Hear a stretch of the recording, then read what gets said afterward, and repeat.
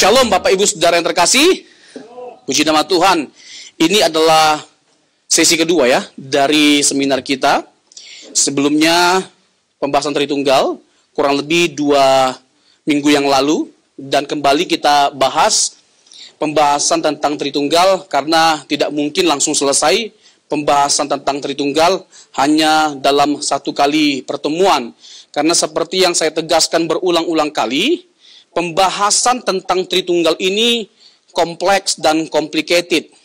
Kompleks dan complicated, tetapi sekalipun Allah itu di luar jangkauan nalar kita, tidak bisa kita pahami secara sempurna atau sepenuhnya, bukan berarti dia bukan Allah yang benar. Karena itulah justru yang benar. Kita yang terbatas tidak mungkin bisa memahami yang tidak terbatas secara sempurna. Jadi kalau ada yang menganggap Allah kita tidak benar hanya karena nggak bisa dijelaskan secara sepenuhnya atau sempurna, jangan berkecil hati. Ya, karena justru itulah yang benar. Allah itu melampaui akal kita. Bukan berarti saya menyimpulkan bahwa kita anti rasional, karena kita juga tetap bisa memahami Allah yang Tritunggal itu. Tapi dalam memahaminya terbatas kemampuan kita. Dan kita hanya bisa mengenal Allah sejauh Allah menyatakan pengenalan itu bagi setiap kita. Jadi Allah itu maha besar, Allah itu maha segalanya. Jadi kalau ada orang yang dengan pongahnya, dengan congkaknya, mau bermaksud untuk menjelaskan Allah secara utuh, itu adalah sebuah kemustahilan atau ketidakmungkinan. Karena gini, jangankan Allah dengan segala atribut-atributnya, salah satu dari sifat Allah saja tidak bisa kita pahami secara sempurna. Salah satu, misalnya Allah yang maha besar, sifat maha besarnya Allah. Apakah kita bisa menjelaskan sifat maha besarnya Allah dengan sempurna? Tidak bisa. Kalau bisa, berarti dia jadi tidak maha besar. Atau minimal yang kedua, ya kita jadi yang maha besar dulu, baru bisa menjelaskan dia yang maha besar. Tapi itu kan tidak mungkin. Jadi jangankan menjelaskan keutuhan Allah secara sempurna, atribut-atribut Allah secara sepenuhnya, salah satu dari sifatnya saja tidak bisa kita pahami secara sempurna. Atau jangankan sifat Allah, alam semesta ini saja masih tetap nggak bisa digali sisi misterinya. Masih banyak misteri, apalagi Allah sumber dari segala misteri. Jadi perlu juga kita tanamkan rasa puas dalam diri kita, mengenal Allah sejauh dari apa yang Alkitab saksikan dan melalui penyataan Yesus Kristus. Karena Allah itu ya bisa kita tangkap, bisa kita pahami pada waktu kapan finalnya? Pada waktu Yesus yang adalah Allah yang berinkarnasi. Yesus adalah Allah yang berinkarnasi. Dia Allah yang menjelma menjadi manusia. Dan dia menjelma menjadi manusia untuk melakukan sesuatu yang tidak bisa dilakukan oleh siapapun. Apa itu? Keselamatan. Menyelamatkan setiap kita dari dosa dan kuasa maut. Bapak Ibu Saudara yang terkasih, tidak jarang ajaran ini, ajaran Tritunggal, doktrin Tritunggal, dianggap menimbulkan keributan dan perguncingan. Apalagi lagi viral banget ya hari-hari ini pembahasan tentang Yesus adalah Logos atau tidak, Yesus itu juru selamat atau tidak, dia itu Alfa Omega atau tidak, Allah itu dari sananya Tritunggal atau tidak, atau jangan-jangan Allah itu sempat jomblo, ya kan? Allah itu tunggal pribadinya. Nah, ada yang mengesankan bahwa ajaran Tritunggal ini menimbulkan keributan dan perguncingan di dalam kekristenan. Tetapi menurut saya, justru ajaran Tritunggal itu adalah ajaran yang benar dan ajaran yang alkitabiah. Bukan ajaran Tritunggalnya yang mengakibatkan keributan atau perguncingan, tetapi konsep yang keliru, konsep yang salah tentang Tritunggal, itulah yang menciptakan keributan dan perdebatan kusir yang tidak henti-hentinya sampai saat ini. Nanti saya akan jelaskan bahwa tidak ada ruang bagi kita untuk menyangkali kebenaran Allah Tritunggal dengan kita melihat Alkitab. Tidak ada ruang. Karena Alkitab menyaksikan Allah yang esa itu tetapi memiliki pribadi yang jamak. Sekali lagi, karena Allah itu ya yang disaksikan dalam Alkitab itu disaksikan sebagai Allah yang esa, tapi juga jamak pribadinya. Nanti saya akan buktikan, pertanggungjawabkan secara teologis, filosofis, dan secara historis. Untuk itu, mengenali ajaran dengan konsep Tritunggal dengan benar adalah hal yang pokok bagi orang-orang Kristen secara umum. Ajaran tentang Tritunggal itu ajaran yang pokok. Apa yang membuat Kristen itu sebagai Kristen? Atau ciri utama dari kekristenan? Yang pertama, Yesus itu adalah Allah. Yang kedua, Allah itu Tritunggal. Yang ketiga, Alkitab adalah firman Allah. Kita bukan lagi Kristen kalau kita keluar dari ketiga hal ini. Bisa nangkap? Jadi kita nggak bisa lagi menyebut diri kita Kristen kalau kita tidak mengakui ketiga hal ini. Kalau kita menolak Yesus itu Allah, Alkitab itu adalah firman Allah, Allah itu Tritunggal, kita sudah bukan Kristen lagi. Dan tidak ada yang tersisa dari kekristenan ketika kita menyangkali hal yang pokok ini, hal yang esensial, hal yang fundamental ini. Karena kekristenan dibangun atas dasar keyakinan bahwa Yesus itu adalah Allah dari kekal sampai kekal. Tidak ada waktu di mana Yesus tidak Allah. Dan Yesus itu bukan pribadi yang menjadi Allah atau diangkat jadi Allah. Sejauh ini bisa nangkap? Ada orang di sini? Ini karena sesuatu yang bersifat teologis banget. Dan saya bergumul hebat untuk menyederhanakannya supaya dengan sederhana kita tangkap. Ya insya Allah lah. Ya, mudah-mudahan kita bisa menangkapnya. Ya, kalau bisa dicatat pertanyaan. Ya, kalau nanti ada hal-hal yang kayak mengganggu jiwa kita ini ya, nah langsung dicatat. Ya, jangan malu-malu untuk bertanya, karena kalau malu bertanya, jalan-jalan. Ya. Nah, Tritunggal adalah ajaran yang pokok dalam kekristenan. Untuk itu perlu kita memahaminya dengan baik, supaya kita tidak diombang-ambingkan dengan berbagai ajaran yang salah dan menyesatkan. Pertama-tama perlu saya tegaskan bagi setiap kita untuk membuka pikiran kita bahwa doktrin itu bukan sesuatu yang tidak penting. Itu sesuatu yang sangat penting. Sangat penting. Saya tidak abai terhadap pentingnya perilaku atau kehidupan spiritual kita, karakter atau integritas. Tetapi jangan karena alasan moral baik, etika yang baik, lalu kita abai terhadap ajaran yang benar. Dan ajaran yang benar tidak membuat kita otomatis memiliki etika yang baik, moral yang baik. Karena pada faktanya banyak kita temukan orang ajarannya benar, tapi etikanya tidak benar. Karakternya tidak benar. Betul atau betul? Betul atau betul? Jadi tidak ada pilihan salah. Betul atau betul? Jadi tidak ada pilihan lain. Matius 23 ayat 2 dan 3. Matius 23 ayat 2 dan 3. Kalau tidak salah insya Allah. Ya, lakukanlah apa yang mereka ajarkan, tapi jangan lakukan apa yang mereka lakukan. Karena antara apa yang mereka ajarkan dengan apa yang mereka lakukan, itu nggak berbanding lurus, berbanding terbalik. Jadi bisa seseorang itu memiliki ajaran yang benar, tapi hidupnya tidak benar. Jadi nggak bisa orang membenarkan ajarannya hanya karena dia punya hidup yang benar. Ini bisa ditangkap nggak ini ya kira-kira? Nggak bisa orang membenarkan teologianya hanya karena hidupnya benar. Karena belum tentu orang yang hidupnya benar itu ajarannya benar. Tapi bisa nggak orang ajarannya tidak benar tapi etikanya baik? Bukan hanya orang Kristen, ya, bukan orang Kristen. Ajarannya atau keyakinannya atau pemahamannya bisa keliru, tapi etikanya baik. Atau nggak dalam-dalam amat pengetahuannya akan doktrin, tapi baiknya luar biasa. Kayak di pedalaman, kampung-kampung, ya, luar biasa etika atau moralnya, kita bisa disambut dengan baik. Saya sebagai hamba Tuhan yang nggak jarang pelayanan di pedalaman atau di daerah-daerah, kita disambut dengan baik. Nggak dalam seperti saya, Pak. Nggak dokter seperti saya, Pak. Pengetahuannya nggak tinggi-tinggi amat, Pak. Tapi moralnya luar biasa baiknya. Ya, ada kalanya kalau kita ini baru gelar dokter aja, jangankan etikanya atau karakternya atau integritasnya, hanya karena sudah dokternya sombong amat, udah nggak mandang orang, ya kan? S1 begini, S2 begini, S3 begini, ya kan? Saya master teologi ya. Tapi apalah artinya saya master teologi ya kalau saya tidak master di hadapan Tuhan? Halo? Bisa ditangkap? Jadi poin saya yang mau saya tegaskan, jangan abai terhadap doktrin. Memang nggak jarang jemaat itu mengeluh. Hidup sudah sulit, Pak. Hidup sudah berat, capek, ya kan?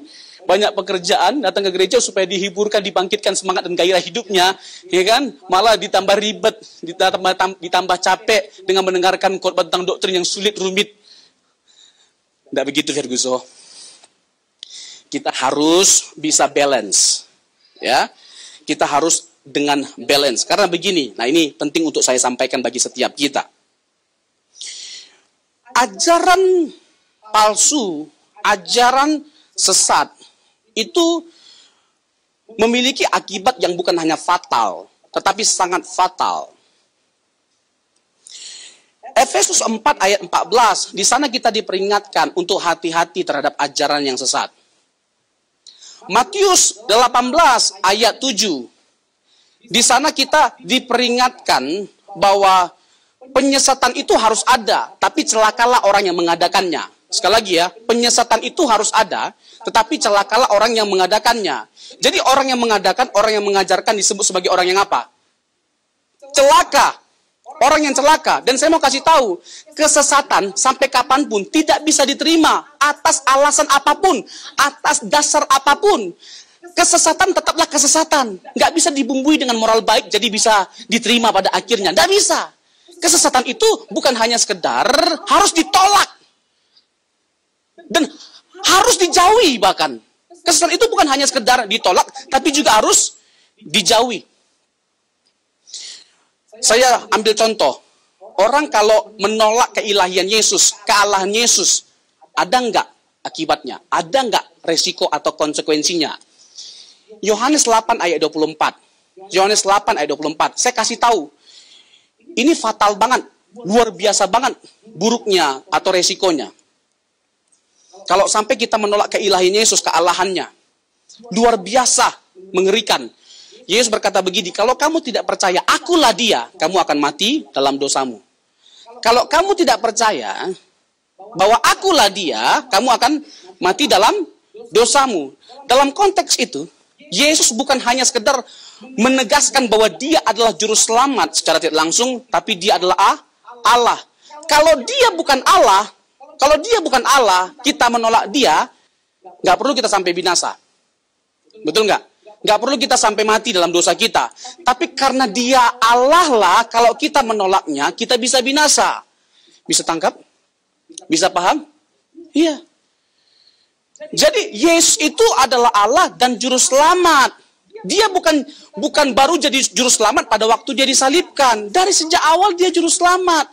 Dari sejak perjanjian lama sudah dikasih tahu tentang kedatangannya. Bahkan dalam Kejadian 3 ayat 15 sudah disampaikan terkait dengan kedatangannya. Lalu dari ketika dia lahir, malaikat sudah kasih tahu bahwa telah lahir bagimu juru selamat di kota Daud, yaitu Yesus Kristus. Itu malaikat yang kasih tahu. Jadi dia bukan baru jadi juru selamat pada waktu dia disalibkan. Dan dia bukan pribadi yang diangkat jadi juru selamat, tapi memang dia adalah juru selamat. Dia adalah Allah itu sendiri. Bahkan roh jahat mengakui bahwa dia adalah anak Allah yang maha tinggi. Di Matius pasal yang ke-8, di Gadara. Apa kata roh jahat? Apa urusanmu anak Allah yang maha tinggi? Apakah engkau hendak menghakimi kami sebelum waktunya? Itu roh jahat itu adalah malaikat yang jatuh. Dan mereka adalah pribadi-pribadi yang melayani Tuhan Yesus sebelum mereka jatuh. Jadi wajar roh jahat itu mengenal Yesus. Apa urusanmu anak Allah yang maha tinggi? Mereka tahu bahwa Yesus itu adalah anak Allah yang maha tinggi. Dan gelar anak Allah menunjukkan keilahiannya. Mereka mengakui Yesus adalah Allah.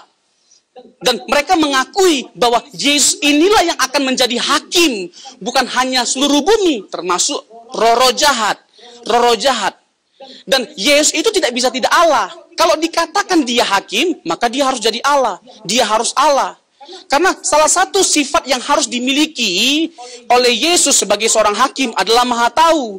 Dan dia bukan hanya sekedar tahu kesalahan kita semuanya, baik secara fisik dan juga secara yang terlihat maupun secara yang tidak terlihat, yaitu batin kita. Dia harus Maha Tahu, mengetahui segala sesuatunya. Jadi Tuhan Yesus itu adalah hakim atas segala sesuatu. Dengan demikian dia adalah Allah, dia adalah Tuhan. Bahkan klaim bahwa dia adalah juru selamat, bahwa dia adalah Allah, bukan hanya datang dari malaikat, dari roh jahat yang adalah malaikat yang jatuh, juga dari manusia. Juga dari manusia. Banyak sekali ayat-ayatnya. Tapi tidak cukup waktu untuk saya membuktikan semuanya. Mungkin dalam kesempatan lainnya, dalam seminar yang lainnya, nanti judul kita adalah Yesus adalah Logos dan Yahweh. Yesus adalah Logos dan Yahweh. Jadi supaya lebih dalam, lebih terang benderang semuanya. Sehingga semakin dalam pengetahuan kita dalam memandang Allah Tritunggal dan Yesus yang adalah Tuhan kita. Nah, bahkan Allah Bapa mengakui bahwa Yesus itu adalah Allah. Ada orang yang mencoba untuk menekankan bahwa Yesus itu lebih rendah karena dia menyebut Bapa sebagai Allahnya. Menyebut Bapa sebagai Allahnya. Hanya karena Yesus itu di Yohanes pasal yang ke-20. Hanya karena Yesus menyebut Bapa sebagai Allahnya, bukan berarti dia lebih rendah, bukan berarti dia tidak Allah. Karena apa? Karena Bapa pun menyebut Yesus sebagai Allahnya. Ibrani 1 ayat 8. Ibrani 1 ayat 8. Bapa menyebut Yesus itu Allahnya. Tentang anak ia berkata, tahtamu ya Allah kekal untuk selama-lamanya. Jadi Bapa pun mengakui bahwa Yesus itu adalah Allah. Sangat clear. Nah, kalau Bapa mengakui Yesus itu Allah, malaikat mengakui Yesus itu Allah, manusia mengakui Yesus itu Allah, bahkan roh jahat aja mengakui Yesus itu adalah Allah. Lalu siapa kita, Pak, yang menolak kealahan Yesus? Siapa Pak kita? Lebih hebat setan daripada kita, Pak. Hah?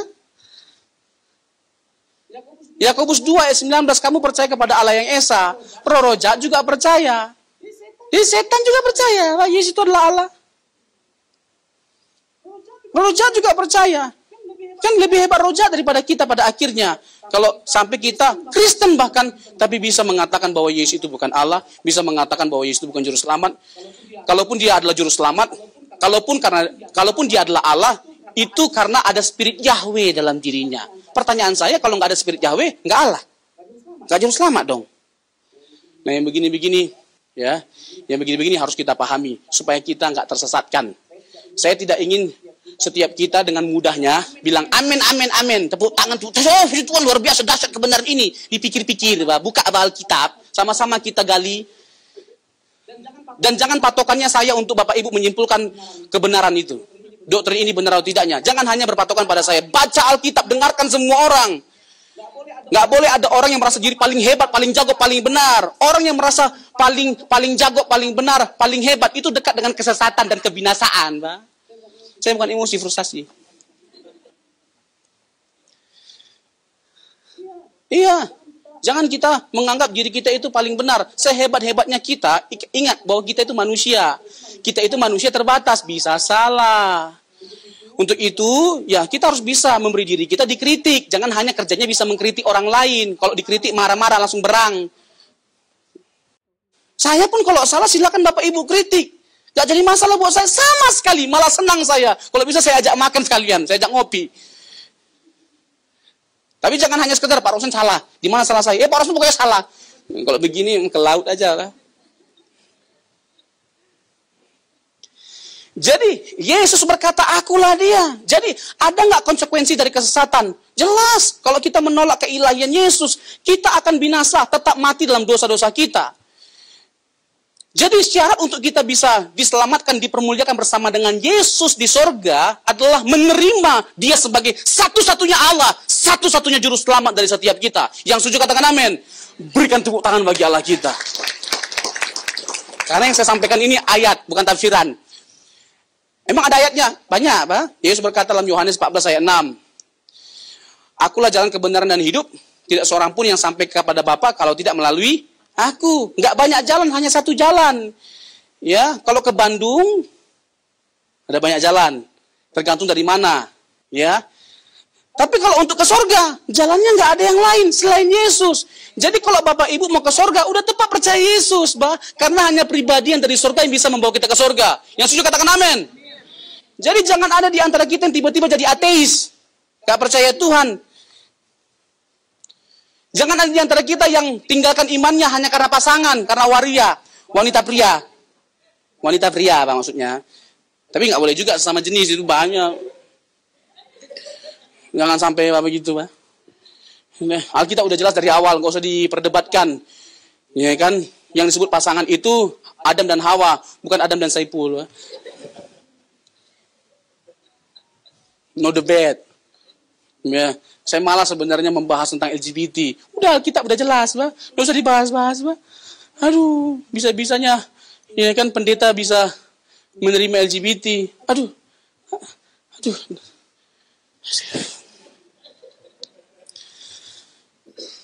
Speechless. Iya kan?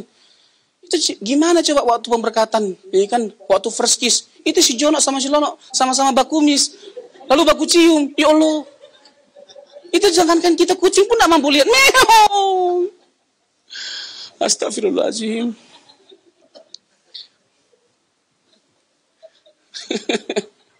Iya kan?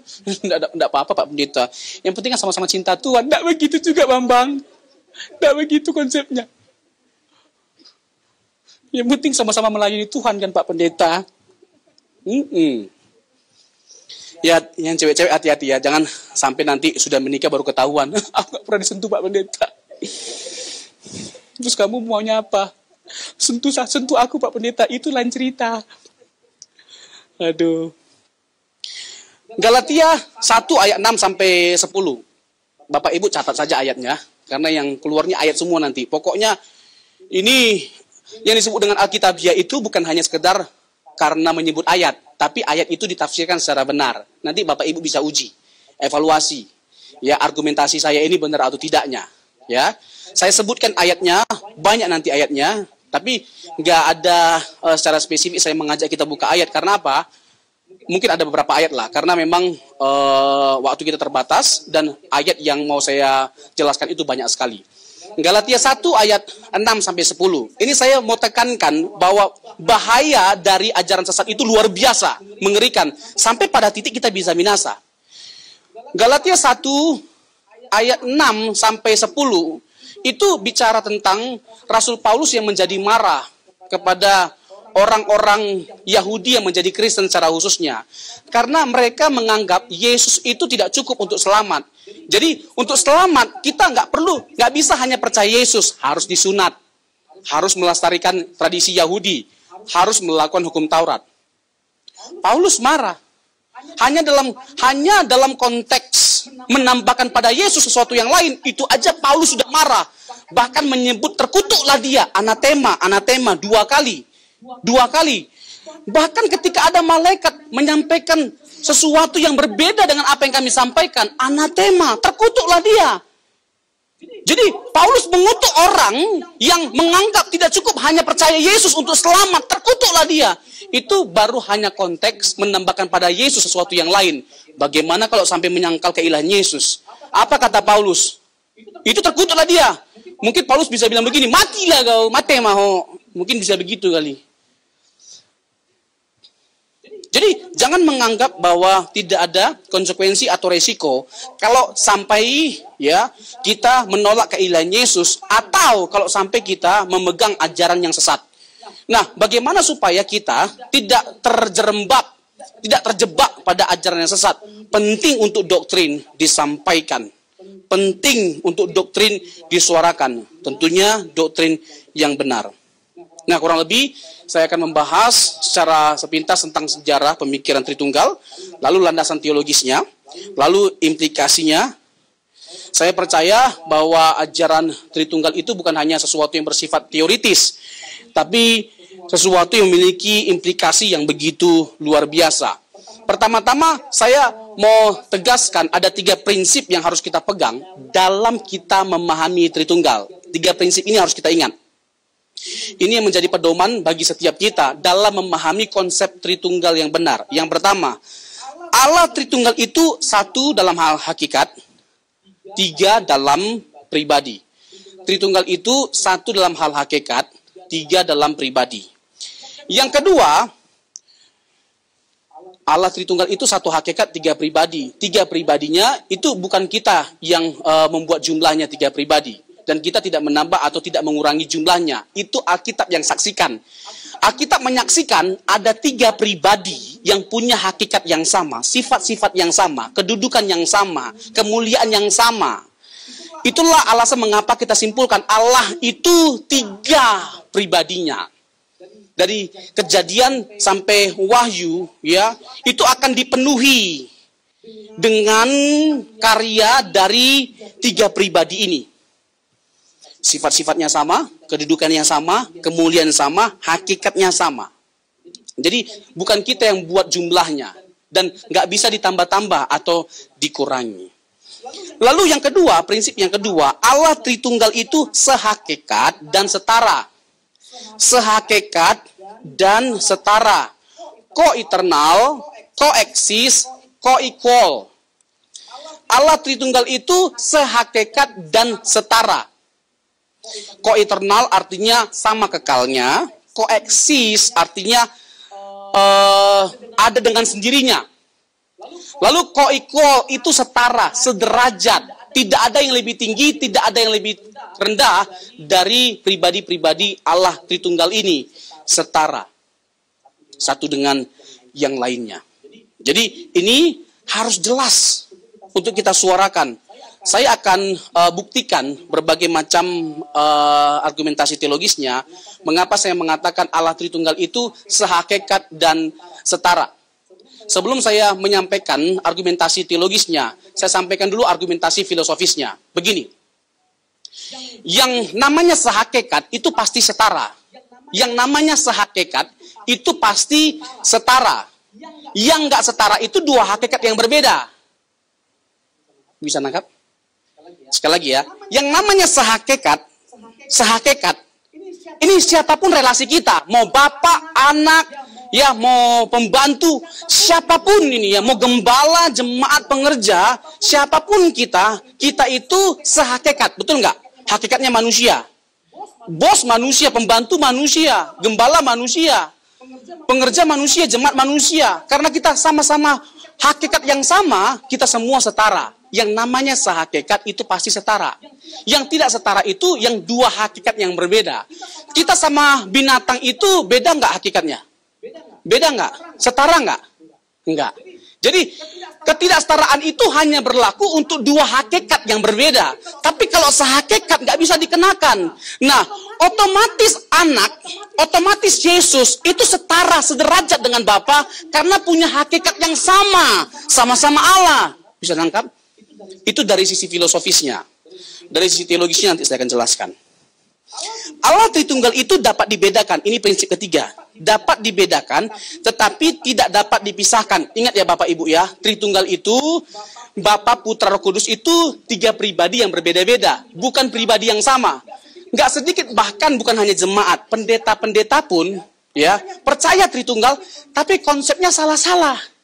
Konsepnya itu Sabellianisme. Konsepnya itu Jesus only.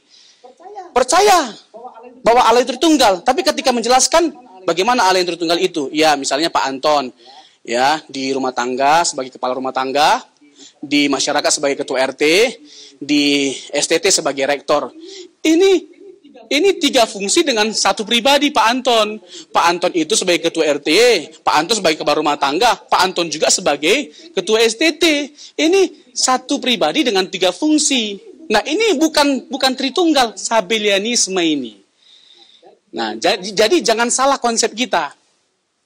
Kita bisa percaya Allah Tritunggal, tapi konsepnya salah. Makanya penting penjelasan doktrin yang baik. Dan ini yang menjadi kerinduan kita, supaya hari demi hari semakin dalam pengertian kita dan benar pengertian kita akan kebenaran atau akan doktrin. Jadi Bapa, Putra, Roh Kudus itu bukan pribadi yang sama, tapi pribadi yang berbeda-beda. Sekali lagi saya tekankan, ya, sulit bagi setiap kita untuk menangkap Allah yang Tritunggal itu secara utuh atau secara sempurna. Tapi di sisi lain, kita tidak bisa menyangkali kebenarannya. Kalau kita mencoba memaksakan otak kita memahami Tritunggal itu secara sempurna, kita akan kehilangan akal.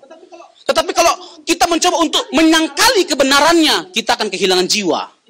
Kita akan kehilangan jiwa. Sekali lagi ya, kalau kita mencoba untuk memaksakan pikiran kita menangkap Allah yang Tritunggal itu, kita akan kehilangan akal.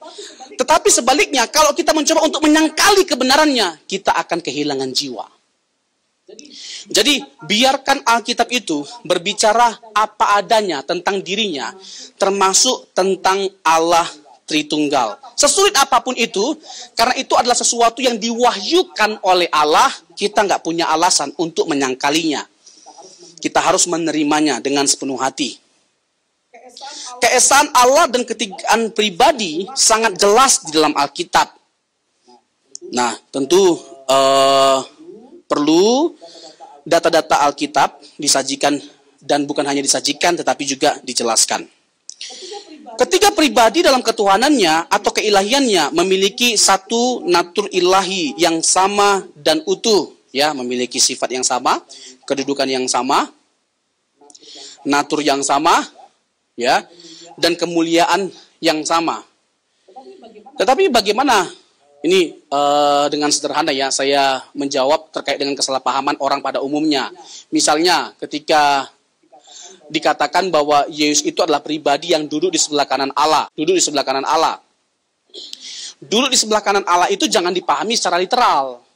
Kalau dipahami secara literal, duduk di sebelah kanan Allah itu artinya dia adalah lebih rendah, ya. Duduk di sebelah kanan Allah itu artinya dia bukan Allah, yang Allah itu Bapa, karena dia duduk di sebelah kanan Allah. Itu keliru. Dan jangan dipahami secara literal, sekali lagi ya. Karena kalau mau dipahami secara literal, pertanyaannya siapa yang duduk di sebelah kirinya, Pak? Siapa yang ada di belakang, siapa yang ada di depan? Nah, kita penting untuk memahaminya sesuai dengan konteksnya dan sesuai dengan culture orang Yahudi. Duduk di sebelah kanan itu berbicara tentang kekuasaan. Jadi Yesus itu punya kekuasaan yang sama, kemuliaan yang sama, sama seperti Bapa. Duduk di sebelah kanannya artinya setara.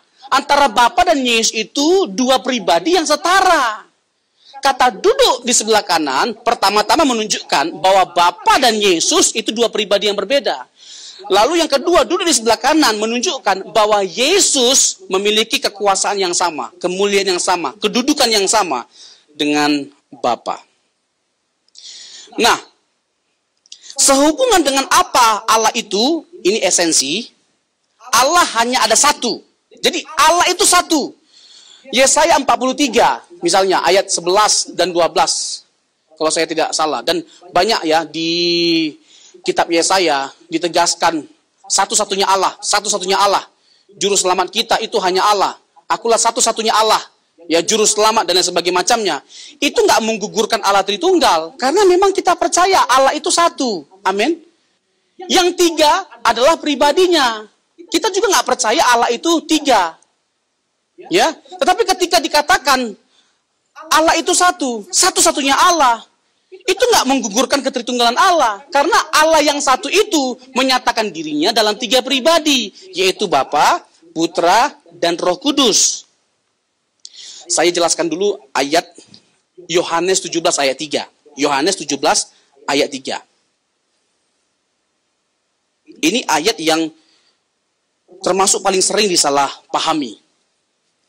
Kita perhatikan ya. Yohanes 17 ayat yang ketiga. Inilah hidup yang kekal itu, yaitu bahwa mereka mengenal Engkau satu-satunya Allah yang benar, dan mengenal Yesus Kristus yang telah Engkau utus. Satu-satunya Allah yang benar. Tuh Pak Pendeta kan, jelas kan? Yang Allah itu siapa? Bapa. Nah, sementara Yesus hanya utusan. Saya akan tunjukkan bahwa itu adalah sebuah kesimpulan yang salah, tidak tepat atau keliru bahkan. Inilah hidup yang kekal itu, yaitu bahwa mereka mengenal Engkau satu-satunya Allah yang benar, dalam konteks kekristenan, memang Allah itu satu. Yang tiga apa? Yang tiga apa? Pribadi. Akan gugur Allah Tritunggal itu kalau dikatakan bahwa satu-satunya pribadi Bapa. Satu-satunya pribadi Bapa yang adalah Allah. Baru gugur Tritunggal. Nggak dikatakan demikian. Karena kita tahu bahwa pribadi Allah itu berapa? Tiga. Tapi dikatakan satu-satunya Allah. Dan memang Allah itu satu. Yang kedua, bagaimana kita membuktikan keilahian Yesus kalau begitu? Nggak usah jauh-jauh, masih di pasal yang sama. Ayat yang selanjutnya, di ayat yang kelima. Ini namanya konteks dekat. Kalau menafsirkan Alkitab itu ada beberapa prinsip utama. Yang pertama, jangan lepaskan teks dari konteks. Yang kedua, lihat konteks dekat, konteks jauh. Konteks dekatnya dikatakan demikian. Oleh sebab itu ya Bapa, permuliakanlah aku padamu sendiri dengan kemuliaan yang kumiliki di hadiratmu sebelum dunia ada. Ini bukti dari keilahian dan kekekalan Tuhan Yesus. Ini bukti dari keilahian dan kekekalan Tuhan Yesus. Yesus membuktikan kekekalannya dengan dia mengatakan bagaimana? Bahwa dia sudah ada sebelum dunia ada. Dia sudah ada sebelum dunia ada. Lalu kalau di Yohanes 8 ayat 58, Yesus berkata bahwa dia sudah ada sebelum Abraham ada. I am, ego, eimi. Ini sesuatu yang membuat orang Yahudi jadi marah. Karena mereka tahu Yesus belum sampai 50 tahun umurnya. Kok berani-beraninya dia mengklaim bahwa dia sudah ada sebelum Abraham ada. Jarak antara Yesus dengan Abraham 2000 tahun. 2000 tahun, jauh sekali jaraknya. Terus bagaimana caranya dia bisa ada sebelum Abraham ada? Hal itu hanya bisa kita pahami kalau kita percaya Yesus adalah pribadi yang kekal. Dia kekal. Bahkan dia bukan hanya mengklaim dia sudah ada sebelum Abraham ada. Sebelum dunia ada, dia sudah ada. Dan bukan hanya sekedar dia mengklaim sudah ada sebelum Abraham ada. Dia punya kemuliaan yang sama seperti Bapa di hadiratnya. Dalam konteks teologi perjanjian lama, Allah tidak berbagian kemuliaan dengan siapapun atau apapun. Nah, siapa Yesus? Kalau dia mengklaim bahwa dia punya kemuliaan sama seperti Bapa, siapa Yesus? Dia menghujat Allah kalau sampai dia mengklaim hal itu. Tetapi kita nggak menganggapnya sebagai sebuah penghujatan karena dia adalah Allah. Dia adalah Allah. Nah, ini adalah bukti dari kekekalan dan keilahian Tuhan Yesus. Dan saya mau tegaskan ini ya, ini penting sekali. Tidak ada masa di mana Tuhan, tidak ada waktu di mana Tuhan berhenti jadi Tuhan. Oke? Iya, tidak ada waktu di mana Yesus berhenti jadi Tuhan. Saya akan buktikan juga bahwa dalam kemanusiaannya, nyata keilahiannya. Kita bisa tetap melihat keilahian Yesus meskipun dalam kemanusiaannya. Sebagai contoh, Markus 2 ayat 7-10. Yesus mengampuni orang berdosa. Yesus mengampuni orang berdosa. Jadi marah orang Yahudi. Karena mengampuni dosa itu pekerjaan siapa? Pekerjaan siapa? Allah. Nah, kalau ada manusia yang mengatakan, menegaskan bahwa dia berhak untuk mengampuni dosa, mungkinkah dia hanya sekedar manusia biasa? Tidak mungkin. Nah, dia tegaskan di ayat 10, ya, anak manusia berhak, berkuasa untuk mengampuni dosa. Jadi nyata sekali keilahiannya. Tapi kalau hanya sekedar mengklaim bahwa aku punya kuasa, aku punya hak, saya juga sama, ya kan? Bapak Ibu misalnya saya bilang saya bisa terbang, ya kan? Saya bisa terbang, bisa aja saya mengklaim. Ya, tapi kan Bapak Ibu kan nggak sebodoh itu juga percaya kan, perlu pembuktian. Nah, Yesus itu beda, unik. Dia bukan hanya mengklaim bahwa dia punya hak, punya kuasa, tapi dia buktikan bahwa klaimnya itu benar. Dengan cara bagaimana? Dia sembuhkan orang yang lumpuh itu. Kesembuhan atau mujizat yang dialami orang lumpuh itu memverifikasi kebenaran bahwa dia berkuasa untuk mengampuni dosa. Bisa ditangkap? Bisa ditangkap? Iya, itu bukti keilahiannya dalam konteks kemanusiaannya. Apakah Yesus kehilangan keilahiannya? Apakah Yesus berhenti jadi Tuhan? Tidak. Di Matius 12, dia mengklaim bahwa dia adalah Tuhan atas hari Sabat. Itu sangat jelas. Dia mengklaim Tuhan atas hari Sabat. Dia menghina Tuhan ini. Kalau Tuhan Yesus itu tahu betul perjanjian lama, jelas perjanjian lama mengatakan Tuhan atas hari Sabat itu adalah Yahweh, Allah. Nah, bisa-bisanya dia mengklaim kalau dia bukan Allah, bahwa dia adalah Tuhan atas hari Sabat. Kurang ajar ini, penghujatan ini. Tapi kita nggak menganggapnya sebagai sebuah penghujatan karena memang dia adalah Allah. Jadi apakah Yesus itu berhenti jadi Allah waktu dia menjelma menjadi manusia? Tidak. Yang pertama, Yesus itu adalah Allah yang menjelma menjadi manusia. Yang setuju katakan amin. Tetapi yang kedua juga, sekalipun dia telah menjelma menjadi manusia, dia nggak pernah berhenti jadi Allah. Ini nanti di pertemuan selanjutnya, dalam seminar selanjutnya. Oh, tapi kan aneh rasanya. Itu kan mistik. Itu kan aneh kalau Allah menjelma menjadi manusia. Rasanya itu nggak masuk akal. Saya kasih tahu secara sepintas saja ya. Bapak Ibu, Allah itu maha kuasa nggak? Bisa nggak Allah jadi manusia kalau dia maha kuasa? Bisa nggak? Nah, kalau kita menyangkali bahwa Allah tidak bisa menjelma menjadi manusia, berarti kita sedang menyangkali kemahakuasaannya. Bisa nangkap nggak? Berarti kita menganggap dia nggak maha kuasa. Tapi kalau kita percaya bahwa dia maha kuasa, jangankan menjelma menjadi manusia, alam semesta saja dia ciptakan dari ketiadaan. Creatio ex nihilo, dari yang tidak ada menjadi ada. Dari ketiadaan alam semesta ini saja, apalagi menjelma menjadi manusia. Persoalan utamanya bukan bisakah Allah menjelma menjadi manusia, bukan itu. Tapi mengapa dia menjelma menjadi manusia? Karena tidak ada yang bisa menyelamatkan umat manusia selain Allah. Dan tidak ada cara lain untuk Allah menyelamatkan setiap kita selain menjelma menjadi manusia. Karena upah dosa itu adalah maut. Bagaimana caranya supaya dia mengalami maut? Supaya dia bisa mati di kayu salib? Dia harus menjelma menjadi manusia. Jelas nggak? Oh, nggak bisa, itu kan mistik. Oke, saya tanya deh, sederhana saja. Begini, Yesus lahir tanpa hubungan biologis, hubungan pria dan wanita. Betul? Lukas 1 ayat 35. Itu jelas sekali, melalui benih Roh Kudus. Itu supernatural nggak? Supernatural nggak? Itu supernatural. Nah, kenapa ya? Ini case-nya sama. Yesus menjelma menjadi manusia dengan Yesus lahir dari benih Roh Kudus tanpa hubungan biologis pria dan wanita. Ini sama-sama supernatural. Saya sebenarnya nggak suka dengan istilah mistik, tapi oke lah. Sama-sama mistik ini dua-duanya. Artinya di luar akal. Sama-sama mistik. Tapi lucunya, Yesus lahir diakui dari Roh Kudus. Dan ini adalah mistik. Tapi ini nggak diakui. Sama kasusnya, sama-sama mistik, tapi beda kesimpulannya. Ini kan aneh. Bisa nangkap nggak nalarnya? Sederhana sekali. Dan yang ketiga, ini penting bagi setiap kita. Enggak semua tentang Allah itu harus diterima lewat kerangka berpikir natural atau manusiawi. Karena Allah itu beyond. Allah itu melampaui akal kita. Dan saya kasih tahu, biasanya itu para teolog liberal, ya, teolog liberal yang biasanya mencoba untuk menyangkali keilahian Yesus. Misalnya Rudolf Bultmann, dia mencoba untuk menghilangkan ya hal-hal yang bersifat mujizat dalam Alkitab, termasuk kelahiran Yesus dan kebangkitan Yesus. Dan hal-hal atau aspek-aspek yang menunjukkan ketuhanan Yesus oleh para teolog liberal, termasuk Rudolf Bultmann, dibuang sama mereka.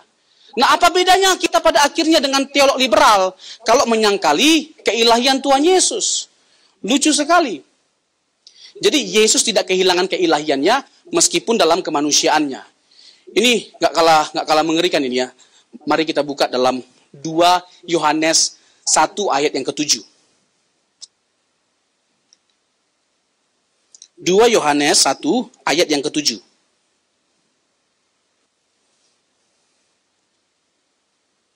Siapa ya disebut orang yang menyangkali keilahian Yesus dan kemanusiaan Yesus? Siapa mereka? Disebut siapa mereka? Sebagai apa mereka? Sebab banyak penyesat telah muncul dan pergi ke seluruh dunia yang tidak mengaku bahwa Yesus Kristus telah datang sebagai manusia. Itu adalah si penyesat dan antikristus. Jadi kalau ada orang yang menyangkali bahwa Yesus itu adalah Allah yang menjelma menjadi manusia, itu penyesat, itu antikristus. Ini bukan saya yang ngomong, Alkitab. Jelas nggak Alkitab mengatakannya? Sebagai apa? Si penyesat dan antikristus. Ini bukan saya yang ngomong, Alkitab sekali lagi. Saya nggak ada bumbui apa-apa dengan logika saya, dengan premis saya, dengan asumsi saya, dengan tafsiran saya. Saya biarkan Alkitab berbicara apa adanya. Berbicara sendiri, apa adanya tentang dirinya. Jadi, Disebut apa? Orang yang menyangkali keilahian Yesus, kemanusiaan Yesus. Antikristus, si penyesat. Ayat 8, waspadalah supaya kamu jangan kehilangan apa yang telah kami kerjakan itu, tetapi supaya kamu mendapat upahmu sepenuhnya. Ayat 9, setiap orang yang tidak tinggal di dalam ajaran Kristus, tetapi yang melangkah keluar dari situ, tidak memiliki Allah. Barang siapa tinggal dalam ajaran itu, ia memiliki bapa maupun anak. Ayat ke-10, jikalau seorang datang kepadamu dan ia tidak membawa ajaran ini, janganlah kamu menerima dia di dalam rumahmu dan janganlah memberi salam kepadanya. Bayangkan, bukan hanya harus ditolak, tapi jangan berhubungan sama si penyesat. Karena ini sangkut pautnya dengan apa? Nyawa, jiwa, binasa kita. Jangan coba-coba dengan penyesatan, kesesatan. Menjauh kita dari kesesatan. Karena kita bisa terkamiri. Ingat kata pepatah, setitik nila merusak susu sebelanga. Kok jadi tiba-tiba mikir gitu? Merusak susu sebelanga. Satu titik nila loh. Jadi jangan bilang bahwa tidak bisa terkamiri kita dengan ajaran sesat. Makanya bukan hanya ditolak, dijauhi ajaran sesat. Amin. Iya. Jadi lari kita dari gereja-gereja yang tidak benar-benar menyuarakan Injil yang murni, Injil yang benar. Lari dari gereja-gereja yang mengajarkan bahwa Yesus bukan Allah, Yesus bukan Tuhan, Yesus bukan juru selamat yang sejati. Lari dari gereja yang tidak menekankan bahwa Yesus itu sehakikat dengan Bapa dan setara dengan Bapa. Berikan kemuliaan bagi Tuhan Yesus. Ya, si penyesat dan si antikristus. Ini ayat yang ke-7 tadi ya. Sebab banyak penyesat telah muncul dan pergi ke seluruh dunia yang tidak mengaku bahwa Yesus Kristus telah datang. Kata datang menunjukkan bahwa Yesus itu adalah Allah yang menjelma menjadi manusia. Belum ada pada dia natur kemanusiaan. Natur kemanusiaan itu ada pada dirinya pada waktu kapan? Inkarnasi. Yohanes 1 ayat 14. Filipi 2 ayat 6 sampai 8. Jadi sebelum dia menjelma menjadi manusia, dia adalah Allah. Dan ketika dia menjelma, dia tetap adalah Allah, nggak berubah. Yesus itu Allah dari kekal sampai kekal, sampai selama-lamanya. Saya lanjutkan terkait dengan historisnya, sejarahnya. Memang kita itu kadang-kala nggak terlalu suka dengan sejarah, ya, karena dianggap terkesan menjenuhkan. Tapi kita penting Bapak Ibu, ya, memastikan apa yang kita yakini itu benar atau tidaknya dengan kita menelusuri sejarahnya. Iya, karena saya tidak ingin kita asbun asal bunyi. Maaf ya, asal ngebacot gitu loh. Menyala-nyalakan pendahulu-pendahulu kita dengan mengatakan itu Bapak gereja itu, aduh, kayaknya mereka itu yang menciptakan doktrin Tritunggal. Konsili Nisea abad ke-4 325. Mereka yang menciptakan doktrin Tritunggal. Ini asli ya, orang seperti ini, orang yang dengan mudahnya menolak pandangan Bapak gereja, ya, dengan alasan apapun, ya, itu adalah orang-orang yang sama sekali tidak tahu sejarah. Minimal belajar kita. Saya takutnya begini, jangan-jangan ya, kita ini sembarangan ngomong, jangan-jangan kita nggak tahu apa yang digumuli oleh Konsili Nisea, oleh Bapak gereja di Konsili Nisea, siapa Bapak gereja itu dan lain sebagainya macamnya. Saya mau kasih tahu bagi setiap kita, mereka adalah orang-orang yang cerdas. Mereka adalah orang-orang yang pintarnya luar biasa. Pintarnya luar biasa. Mereka bukan hanya satu bahasa, bisa 2-3 bahasa mereka ketahui. Jadi, apa yang membuat kita setuju dengan pandangan mereka? Karena pandangan mereka itu paling dekat dengan Alkitab. Paling dekat dengan Alkitab. Jadi, kalau ada orang, dan rata-rata memang gereja di seluruh dunia, itu berpatokan pada bapak-bapak gereja. Jadi, kalau ada orang yang mencoba untuk senggol dong, ya kan, menyenggol pandangan Bapak gereja, itu sama dengan menyenggol semua gereja-gereja di seluruh dunia. Jadi kalau disenggol pandangan gereja, itu ya wajib atau sah-sah saja untuk kita bersuara. Karena itu yang kita yakini, apa yang disampaikan, disuarakan oleh Bapak gereja. Yang kedua, kita harus tahu apa yang digumuli oleh Bapak gereja. Waktu itu Konsili Nisea misalnya, mereka berhadapan dengan ajaran sesat. Ajaran sesat yang disebut dengan Arianisme. Arius tokohnya yang percaya bahwa Yesus bukan Allah dan Yesus itu diciptakan. Nah, ini pergumulannya. Nah, Konsili Nisea tidak hadir untuk mengangkat ketuhanan Yesus dari manusia jadi Tuhan. Bukan. Bukan konsili Nisea yang mengangkat ketuhanan Yesus. Nah, konsili hanya meneguhkan apa yang sudah diyakini oleh jemaat mula-mula dan para rasul. Misalnya, ya, Filipi 2 ayat 6 sampai 8. Itu himne, itu kidung agung, itu pujian, itu lagu. Ya, yang walaupun dalam rupa Allah tidak menganggap pesarannya dengan Bapa sebagai milik yang harus dipertahankan, melainkan mengosongkan dirinya dan mengambil rupa seorang hamba. Ini himne. Lagu ini sudah dinyanyikan oleh jemaat mula-mula pada waktu itu dan ditegaskan oleh Rasul Paulus dalam Filipi 2 ayat 6 sampai 8, dituliskan, disurati oleh Rasul Paulus. Jadi pada waktu itu jemaat mula-mula sudah meyakini dan menyembah Yesus sebagai Tuhan. Yesus itu sudah jadi objek penyembahan. Ya, Yesus itu bukan baru jadi Tuhan ketika dia bangkit dari kematian misalnya. Enggak, dia Tuhan sekali lagi dari kekal sampai kekal. No debate sekali lagi. Ya, itu nggak perlu diperdebatkan sebenarnya karena sudah clear kecuali tidak jelas. Ini jelas sekali. Jadi jemaat mula-mula itu sudah menyembah dan mengakui bahwa Yesus itu adalah Allah. Sudah terbiasa dari dulu orang kalau menyembah Allah dengan menggunakan lagu, menyanyikan lagu untuk Allah. Nah, untuk Yesus mereka melakukan hal yang sama. Mereka menyanyikan lagu, membuat lagu untuk menyatakan apa yang mereka imani. Bahwa Yesus itu adalah Allah, Tuhan yang menjelma menjadi manusia. Dan dari dulu, demi iman, jemaat mula-mula, dari dulu kekristenan, demi iman, rela mereka mempertaruhkan nyawa. Misalnya jemaat Roma pada waktu itu. Nero yang berkuasa, Nero sangat benci Yesus dan ingin membantai semua orang Kristen. Ingin bantai semua orang Kristen. Lalu dia bakar kota Roma, dia jadikan orang Kristen sebagai kambing hitamnya. Dia tuduh orang Kristen sebagai pelakunya. Lalu apa yang dilakukan? Dibantai semua orang Kristen. Ada yang dijadikan pelita untuk pelitanya bisa menyala. Itu orang Kristen yang dibakar di tamannya dia. Ini gila memang Nero ini.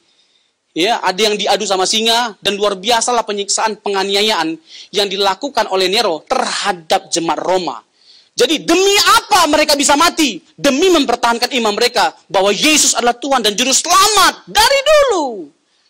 Nah, siapa kita yang mencoba untuk menyangkali keilahian Yesus, Juru Selamat di zaman modern? Siapa kita? Dan siapa yang lebih kita percaya? Rasul-rasul atau jemaat mula-mula atau orang modern yang mengajarkan Alkitab? Ya, penulis Alkitab langsunglah. Rasul-rasul dan jemaat mula-mula. Mereka adalah orang-orang yang hidup sejaman dengan Tuhan Yesus pada waktu itu. Ada juga yang namanya Pliny the Younger, Plinius Muda. Dia adalah seorang gubernur pada waktu itu. Ini abad kedua awal. Lalu dia menuliskan surat kepada Trajanus ya, bukan Trajana. Trajanus minta restu supaya dia punya hak atau otoritas untuk membantai, menganiaya orang Kristen. Abad kedua awal. Dan dari sejak awal saya tekankan bahwa orang-orang Kristen sudah mengalami penyiksaan dan penganiayaan yang luar biasa karena iman mereka akan Yesus yang adalah Tuhan dan Juru Selamat mereka. Dibantai mereka. Dan bahkan Plinius meminta supaya mereka juga menyembah dewa-dewa Romawi selain Yesus. Tapi mereka tidak mau. Mereka hanya terfokus menyembah Yesus. Jadi kita tahu dari sisi historis memang sungguh luar biasa diperdebatkan, digumuli doktrin ini. Keyakinan kita akan Allah Tritunggal itu berkembang seiring perkembangan gereja pada waktu itu. Dan abad keempat, 5, 6, 7 mulai makin lengkap ya rumusan tentang Allah yang Tritunggal itu. Dan itu benar-benar dirumuskan oleh orang-orang yang capable. Ya, itu digali sesuai dengan Alkitab. Dan orang-orang yang memang bukan hanya tahu bahasa asli, tapi dekat dengan sumber pertama. Misalnya nih ya, pergulatan dalam sejarah. Origenes, ini abad kedua. Tadi saya ada singgung terkait dengan pandangan yang keliru tentang orang yang mengatakan Tritunggal ini diciptakan oleh manusia, sudah usang dan tidak alkitabiah. Diciptakan abad keempat, tahun 325. Itu salah. Dari abad kedua, ini sudah ditegaskan dan diyakini. Siapa pencetus dari istilah Tritunggal? Ada yang tahu? pencetus dari istilah Tritunggal? Tertullianus, una substantia, tres personae, satu substansinya, tiga pribadinya. Dialah pencetus istilah Tritunggal, abad kedua. Jadi salah besar kalau ada yang beranggapan ini adalah hasil rumusan abad keempat. Nah, saya ajak setiap kita untuk hanya sepintas lalu saja, ya, membahas tentang sejarahnya. Misalnya Origenes, abad kedua, tahun 185 sampai 254 Masehi. Pandangan Origenes tentang Trinitas melanjutkan apa yang dipahami oleh Justinus tahun 110 sampai 165 dan Theophilus. Ini cikal bakal dari ajaran Tritunggal itu.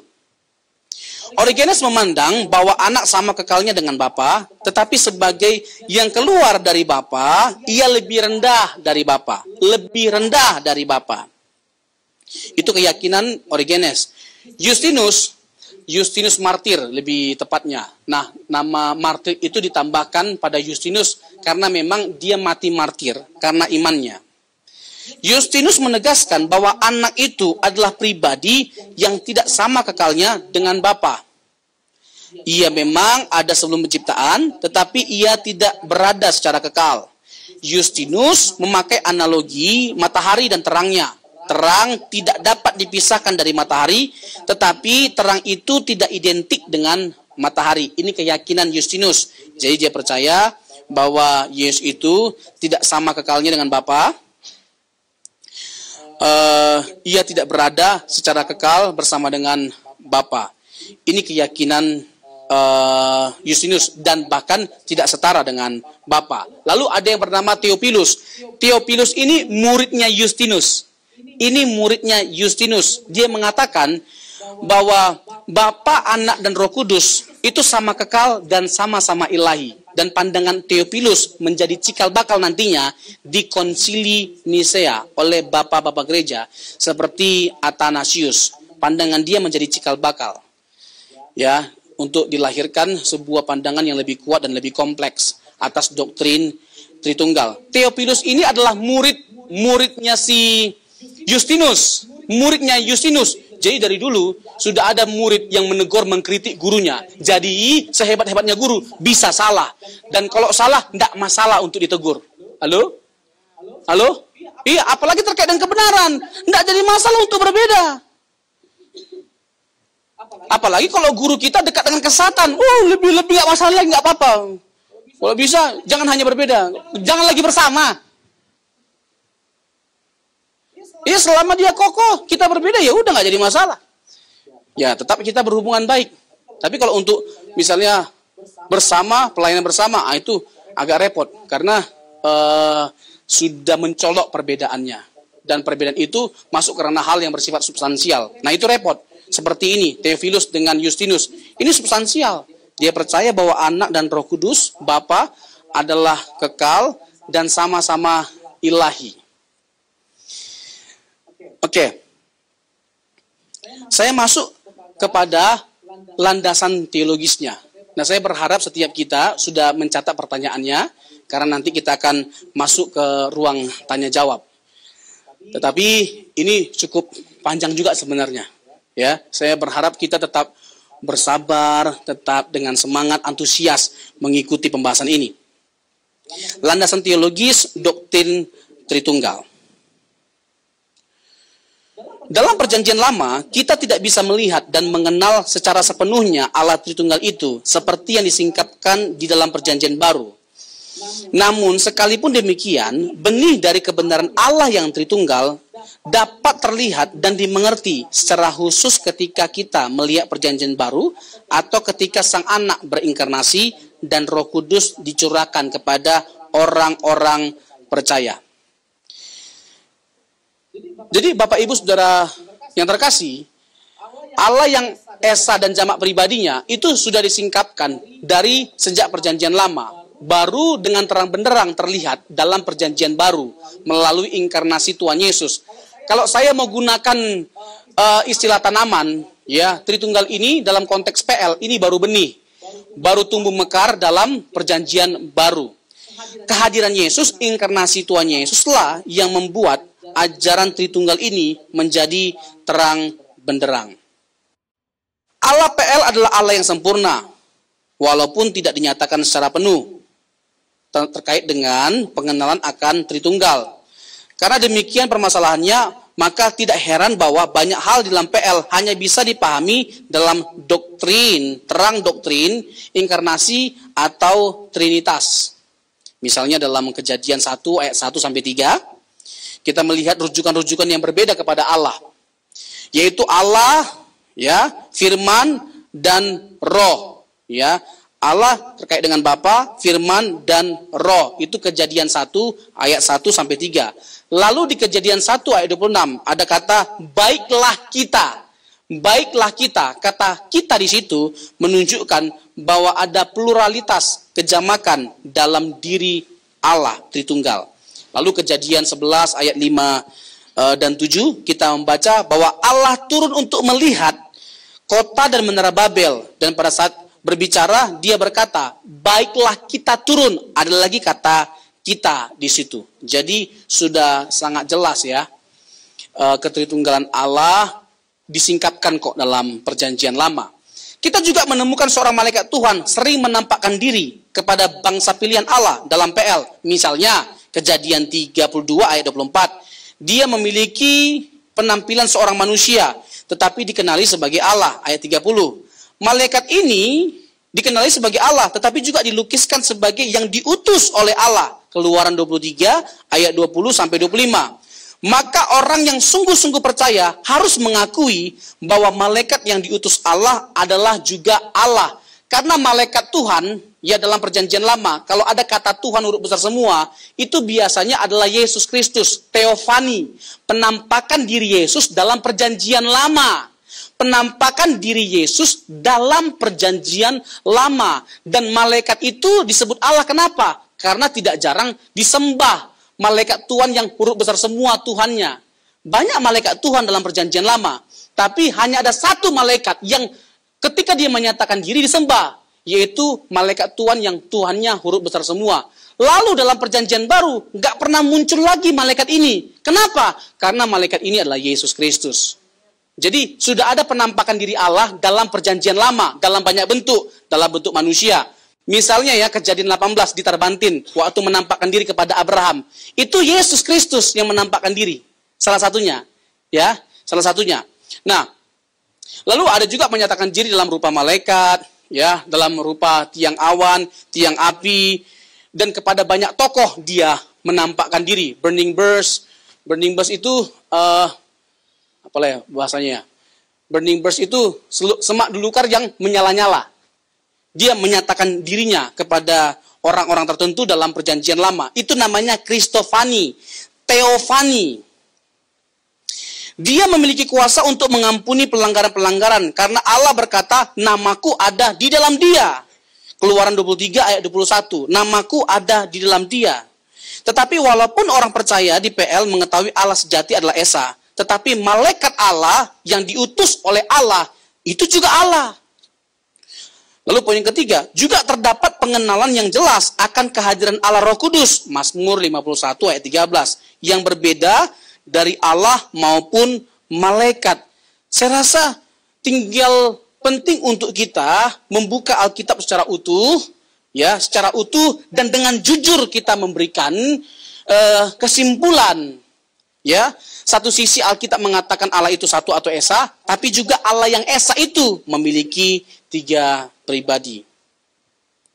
Maka walaupun orang percaya di Perjanjian Lama belum melihat manifestasi yang sempurna dari ketiga pribadi sebagaimana kita saat ini, tetapi tidak dapat disangkali bahwa Allah yang dinyatakan dalam sejarah PL secara bertahap adalah Allah Trinitas yang sama dan bukan Allah yang lain. Jadi Allah Tritunggal. Pengenalan akan Allah yang Tritunggal itu by proses, nggak langsung diberikan, tapi by proses, bertahap, dan puncaknya melalui Yesus Kristus. Yohanes 1 ayat 18. Tidak ada seorang pun yang pernah melihat, tidak seorang pun yang pernah melihat Allah, tetapi anak Allah yang di pangkuan Allah, dialah yang menyatakannya. Yohanes 1 ayat 18. Tetapi anak tunggal Allah yang ada di pangkuan Bapa, dialah yang menyatakannya. Siapa yang bisa memperkenalkan Allah yang kekal? Ya Allah yang kekal itulah. Siapa yang bisa menjelaskan Allah dalam kekalan? Ya pribadi yang dalam kekalan juga. Siapa yang sudah ada dalam kekalan? Yesus. Yohanes 14 ayat 8 dan 9. Suatu kali Filipus bertanya, tunjukkanlah Allah itu kepada kami. Tunjukkanlah Bapa itu kepada kami. Lalu apa kata Tuhan Yesus? Sudah sekian lama aku bersama dengan kamu. Kenapa kamu berkata, tunjukkanlah Bapa itu kepadaku? Ayat ini menegaskan bahwa Yesus itu adalah perwakilan Allah Tritunggal. Hanya pribadi yang kekal yang bisa menjelaskan Allah yang kekal. Jadi kalau Yesus tidak kekal dan tidak Allah, tidak bisa dia menyatakan siapa Bapa bagi setiap kita. Dan mengenal Yesus sama dengan mengenal Bapa. Sekali lagi, mengenal Yesus sama dengan mengenal Bapa. Saya ajak setiap kita buka Alkitab dalam Yohanes 10 ayat 30. Yohanes 10 ayat 30. Dikatakan demikian, Yohanes 10 ayat 30. Aku dan Bapa adalah satu. Aku dan Bapa adalah satu. Memang ada perbedaan tafsiran. Ada yang mengatakan satu di sini dalam penggembalaan, atau satu tujuan, atau satu visi. Itu kurang tepat. Kata satu di situ bukan hanya menegaskan bahwa Yesus itu satu visi, satu tujuan dengan Bapa, tapi satu dalam pengertian hakikat, natur, hakikat keilahiannya. Jadi dia mengklaim bahwa dia itu memiliki hakikat yang sama-sama Allah dengan Bapa. Aku dan Bapa adalah satu. Dari mana kita tahu? Ayat 31 sampai 33. Ayat 31 sampai 33, orang Yahudi jadi marah. Kenapa? Karena dia manusia. Kok berani-beraninya dia menyamakan dirinya dengan Allah? Jadi kata satu itu menunjukkan bahwa Yesus mengklaim dirinya itu sehakikat dengan Bapa, setara dengan Bapa, bahwa dia juga adalah Allah. Ayat 31 sampai 33 yang menegaskan atau menekankan hal itu. Yesus sekalipun manusia menyamakan dirinya dengan Allah. Berarti Yesus itu adalah Allah. Jelas mereka menangkap pesan itu ketika Yesus berkata, aku dan Bapa adalah satu. Tapi bagaimana? Bukannya itu penggembalaan, satu dalam penggembalaan. Itu konteks sebelumnya. Ayat 1 sampai dengan ayat yang ke-21. Kalau bicara tentang penggembalaan, itu ayat 1 sampai 21. Akulah gembala yang baik. Dan itu adalah Yesus. Nah, kalau mau ditafsirkan kata satu itu dalam pengertian penggembalaan, terlalu jauh. Nah, saya pakai konteks dekat untuk menjelaskan satu itu. Ayat 31 sampai 33. Kata satu itu tidak bisa tidak. Itu menunjukkan bahwa Yesus menyamakan dirinya dengan Allah. Dia adalah Allah. Secara cepat terkait dengan perjanjian lama, ya. Kita bisa melihat bagaimana perjanjian lama menegaskan adanya tiga pribadi yang berbeda-beda, tapi ketiga pribadi ini ada dalam kesatuan yang sempurna. Yesaya 48 ayat 16. Roh Tuhan, Roh Kudus, Roh Allah ada padaku. Lalu oleh sebab ia, Bapa, telah mengurapi aku. Yesus, Lukas 4 ayat 18. Lalu Mazmur 110 ayat 1. Demikianlah firman Tuhan kepada Tuanku anak. Demikianlah firman Tuhan Bapa kepada Tuanku anak, duduklah di sebelah kananku sampai kubuat musuh-musuhmu menjadi tumpuan kakimu. Lalu ada Kejadian 19 ayat 24. Kemudian Tuhan anak menurunkan hujan belerang dan api atas Sodom dan Gomora berasal dari Tuhan Bapa dari langit. Jadi ada dua pribadi yang berbeda tapi punya hakikat yang sama. Mazmur 45 ayat 6 dan 7. Tahtamu kepunyaan Allah. Lalu ini dikutip oleh penulis kitab Ibrani dalam Ibrani 1 ayat 8 dan 9. Bapa itu bisa dilihat dalam Yesaya 63 ayat 16. Anak bisa dilihat dalam Mazmur 45 ayat 6 dan 7. Dan masih banyak lagi ayat lainnya. Lalu Roh Kudus dalam Kejadian 1 ayat 2, Ayub 33 ayat yang keempat, Kejadian 6 ayat 3, dan seterusnya. Masuk ke Perjanjian Baru. Perjanjian Baru ditulis setelah natur Trinitas telah dimanifestasikan secara utuh. Para rasul sangat menyadari fakta bahwa meskipun Allah tetap tidak kelihatan di sorga, tetapi pada saat yang sama dia berdiri di hadapan mereka dalam bentuk inkarnasi, dalam daging. Mereka melihat Allah. Allah berdoa kepada Allah di sorga. Ketika mereka melihatnya terangkat ke sorga, mereka juga menjadi saksi datangnya Roh Kudus. Di nas-nas Alkitab, seperti Lukas 3 ayat 22, kita melihat bagaimana ketiga pribadi Allah benar-benar termanifestasikan dalam kesadaran para rasul. Jadi para rasul adalah orang-orang yang percaya bahwa ada tiga pribadi yang punya hakikat yang sama. Bapa, Putra, Roh Kudus. Nah, saya mau singgung satu ayat. Dalam 1 Korintus 8 ayat yang ke-6. 1 Korintus 8 ayat yang ke-6. Nah, dikatakan demikian, namun bagi kita hanya ada apa? Satu Allah saja, yaitu Bapa, yang daripadanya berasal segala sesuatu, dan yang untuk dia kita hidup, dan satu Tuhan saja, yaitu siapa? Yesus Kristus. Yang olehnya sesuatu telah dijadikan, dan yang karena dia kita hidup. Ini yang nulis siapa? Rasul Paulus. Ini semuanya orang Kristen, pengakuan imannya orang Kristen. Dan ini merupakan elaborasi atau penjelasan selanjutnya dari Sema Israel. Ulangan 6 ayat 4. Sema Israel, Adonai Elohenu, Adonai Echad. Kata satu dalam bahasa Ibrani di situ, Echad, artinya satu kesatuan. Jadi sudah ada indikasi bahwa ada kejamakan dalam diri Allah yang Esa itu. Dari sejak perjanjian lama. Kata satu dalam bahasa Ibrani itu ada dua, Yahid dan Echad. Nah kalau Allah memang betul-betul satu dalam pengertian matematika, kenapa kata yang dipakai Echad? Satu kesatuan, berarti memang betul ada indikasi adanya kejamakan dalam diri Allah. Nah ini dijelaskan lebih lanjut oleh Rasul Paulus. Sekarang pertanyaannya, ketika Paulus menegaskan keilahian Tuhan Yesus dalam ayat ini, apakah dia membuang monoteismenya? Apakah dia jadi tidak monoteisme? Tidak. Karena apa? Karena tetap dia mempertahankan kesatuan. Kata satu Allah, yaitu Bapa. Satu Allah, gak banyak loh. Lalu satu Tuhan, yaitu Yesus. Nah, Bapa dan Yesus itu sama-sama hakikatnya, punya hakikat yang sama. Karena apa? Karena untuk Bapa, daripadanya berasal segala sesuatu, dan yang untuk dia kita hidup.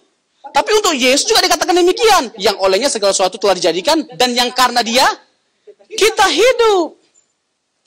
Ini Paulus sedang menekankan keesaan dan kejamakan dari pribadi Allah. Jadi, sekalipun ya dia menerima Yesus sebagai ilahi Allah, dia tidak mengabaikan atau menggugurkan monoteismenya. Ketika Paulus, saya mau kasih tahu ya, Rasul Paulus itu adalah seorang penganut monoteisme ketat. Sangat keras dengan gigih dia mempertahankan keyakinan ini. Dia seorang Farisi, anak buah Gamaliel, muridnya Gamaliel. Lalu terkait dengan ayat ini, timbul pertanyaan bagi setiap kita, bagaimana seorang Rasul Paulus pada akhirnya tetap mempertahankan monoteismenya, meskipun dia percaya bahwa Yesus itu Allah. Pertama kali perubahan paradigma ini dimulai saat Paulus sedang melakukan misi perjalanan ke Damsyik. Lalu dia bertemu dengan siapa? Dia bertemu dengan Tuhan Yesus. Dalam apa? Kemuliaannya, sampai Paulus menjadi buta secara fisik. Yesus menampakkan kemuliaannya kepada Paulus dan berkata, akulah yang kau aniaya itu. Akulah yang kau aniaya itu. Jadi seakan-akan dia sedang mengabdi kepada Tuhan dengan membantu orang Kristen. Tapi sebenarnya tidak. Dia sedang menyakiti perasaan Tuhan. Dan Tuhan berkata, aku yang kamu sakiti. Kamu tidak sedang memuliakan aku loh. Kamu sedang menganiaya aku. Akulah yang kamu aniaya. Jadi sekalipun dia adalah seorang penganut monoteisme ketat, keras dalam keyakinan ini, nggak bisa dibantah bahwa Yesus itu menyatakan diri dalam kemuliaannya. Sehingga nggak bisa tidak. Dia mengalami konversi. Ya, mengalami konversi. Perubahan keyakinan. Dia menerima tetap Yesus itu adalah Allah. Tapi sekalipun dia menerima kealahan atau keilahian Yesus, dia tidak kehilangan monoteismenya. Tetap dia mempertahankan Allah yang monoteisme, Allah yang esa. Makanya dia berkata, satu Bapa, satu Tuhan. Bisa nangkap? Bisa mengerti? Iya, ini very clear. Nah, saya masuk kepada pembahasan terakhir. Nah, kalau dengar kata terakhir itu kan semangat sekali kita.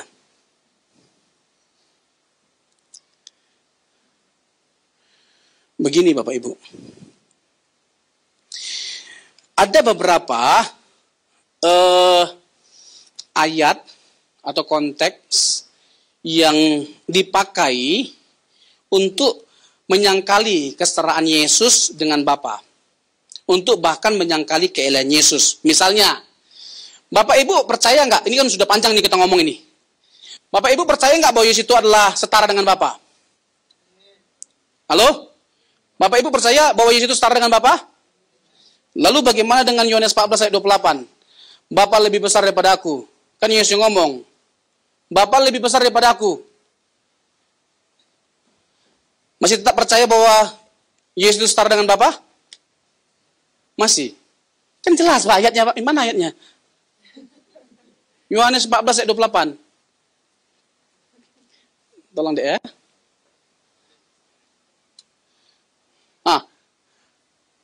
Enggak, Yohanes 14 ayat 28.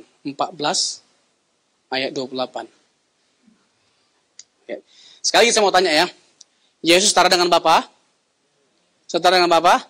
Lalu bagaimana dengan ayat ini? Kamu telah mendengar bahwa aku telah berkata kepadamu, aku pergi tetapi aku datang kembali kepadamu. Sekiranya kamu ngasih aku, kamu tentu akan bersuka cita karena aku pergi kepada Bapakku. Sebab? Tuh, kan? Bapa lebih besar, Pak. Terus bisa-bisanya kita mengatakan setara. Ini kan ayatnya jelas sekali nih. Nggak bisa disangkali. Eksplisit. Nah, bagaimana kita menjawab pertanyaan ini? Begini Bapak Ibu, saudara yang terkasih. Konteks ini itu harus dihubungkan dengan inkarnasi Tuhan Yesus. Inkarnasi Tuhan Yesus. Dan Filipi pasal 2 ayat 6-8. Kenosis. Yesus yang adalah Allah mengosongkan diri. Dalam konteks inkarnasinya, dalam konteks kenosisnya, pengosongan dirinya, wajar Yesus itu lebih rendah daripada Bapa. Bahkan dia bukan hanya lebih rendah daripada Bapa, bahkan dari malaikat dia pun lebih rendah dalam waktu seketika. Ibrani 2 ayat 9. Dari malaikat bahkan dia lebih rendah. Jadi bagaimana kita bisa memahami hal ini? Hal ini hanya bisa terpahami kalau kita melihat inkarnasi, ya, kasus kenosis. Yesus yang adalah Allah yang mengosongkan diri. Dalam konteks pengosongan dirinya, dia bukan hanya lebih rendah daripada Bapa, bahkan dari malaikat. Boleh dibuka Ibrani 2 ayat 9. Ibrani 2 ayat 9. Tetapi dia yang untuk waktu yang singkat dibuat sedikit lebih rendah daripada malaikat-malaikat. Jadi bukan hanya dari Bapa dia lebih rendah, bahkan dari malaikat. Kapan dia lebih rendah? Pada waktu inkarnasi, waktu kenosis, waktu dia mengosongkan dirinya, menjelma menjadi manusia. Bisa dipahami? Ya, mudah dipahami? Mudah ya. Bapak Ibu jangan hanya untuk menyenangkan hati saya, mudah dipahami, cepat selesai, mudah Pak Pendeta. Mudah kali pun Pak Pendeta. Belapar ini. Sabar, Pak. Nanti kita makan-makan habis ini di rumah masing-masing. Yang kedua, ya, Yesus menyebut Bapa itu sebagai Allahnya. Allahku dan Allahmu. Allahku dan Allahmu. Yohanes 20 ayat 17. Setelah dia bangkit, aku akan pergi kepada Allahku dan Allahmu. Tadi saya ada singgung ya sedikit ya. Bahwa bukan berarti Yesus jadi tidak Allah hanya karena dia menyebut Bapa itu sebagai Allah. Karena Bapa pun menyebut Yesus sebagai Allah. Ibrani 1 ayat. Tadi Pak, saya jelaskan di awal Pak. Hah? Nggak ada yang ingat sebanyak ini. Hah? Ibrani 1 ayat 8. Tentang anak ia berkata, tahtamu ya Allah. Bapa pun menyebut Yesus itu adalah Allah. Bapa aja menyebut Yesus itu Allah. Kok bisa-bisanya kita manusia menyangkali Yesus itu Allah? Emosi ya? Ya. Oke, next. Itu yang kedua. Yang ketiga. Kata yang sulung. Yuk, Kolose 1 ayat 15. Kolose 1 ayat 15. Boleh dibuka ayatnya? Ini agak ribet ya, tapi saya jelaskan secara sederhana. Coba perhatikan. Oke, Bapak Ibu ya. Ia adalah gambar Allah yang tidak kelihatan, yang sulung, lebih utama dari segala yang diciptakan. Saksi Yehova memakai ayat ini untuk menunjukkan, membuktikan bahwa Yesus itu diciptakan. Ada nggak kata yang sulung? Ada? Nah, kata yang sulung ini menunjukkan sebelum Allah menciptakan segala sesuatu, dia ciptakan dulu Yesus. Dia sebagai yang pertama diciptakan. Setelah Yesus diciptakan, nanti melalui Yesuslah segala sesuatu diciptakan. Nah, pertanyaannya, benarkah demikian? Benarkah demikian? Loh, ayatnya jelas, Pak. Hah? Yesus diciptakan kan? Semua juga orang bisa jawab begitu, Bang. Ya, enggak. Ya, betul. Ia adalah gambar Allah yang tidak kelihatan, yang sulung. Kata yang sulung dalam bahasa aslinya prototokos. Sama-sama katakan dengan saya, prototokos. Prototokos. Terakhirnya dong yang sos. Prototokos. Sekali lagi, prototokos. Nah, minimal kita sudah punya satu bahasa asli, bahasa Yunani. Nanti kalau jalan sama orang, tapi jangan langsung paten tengkon. Menurut bahasa asli, kata yang sulung, prototokos. Biasa aja, Pak. Nggak usah lebay. Nah, kata yang sulung dalam bahasa asli, prototokos, artinya keunggulan. Sama-sama katakan dengan saya keunggulan. Sama-sama katakan dengan saya keunggulan. Jadi, penulis Kolose, yaitu Paulus, hendak menekankan bahwa Yesus itu lebih unggul, lebih superior dari segala ciptaan yang ada. Tidak ada yang lebih unggul daripada Yesus. Dia yang paling unggul dari semua ciptaan yang ada.